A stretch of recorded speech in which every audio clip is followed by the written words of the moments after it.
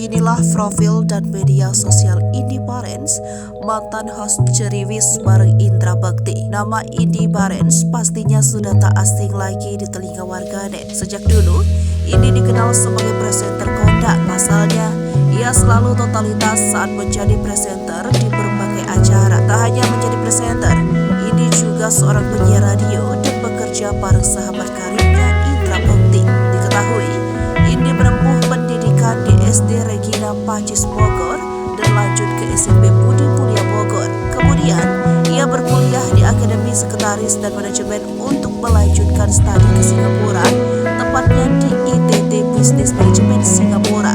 Indy Barens memulai karir sejak tahun 1999. Ia mengawali karirnya menjadi penyiar radio Hard Rock FM Jakarta. Saat itu, ia membawakan acara Good Morning Hard Rocker. Lebih lanjut, nama Indy Barens mulai mencuat saat membawakan acara Ceriwis bersama Indra Bekti.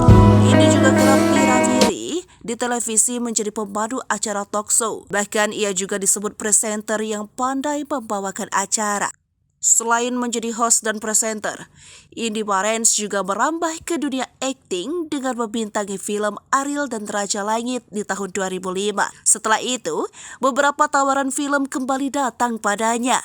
Tahun 2019, Indy ikut ambil bagian dalam film Bebas yang diproduksi oleh Malis Film, beradu akting dengan aktris Indonesia lain seperti Marsha Timothy, Susan Basiar, dan Baim Wong.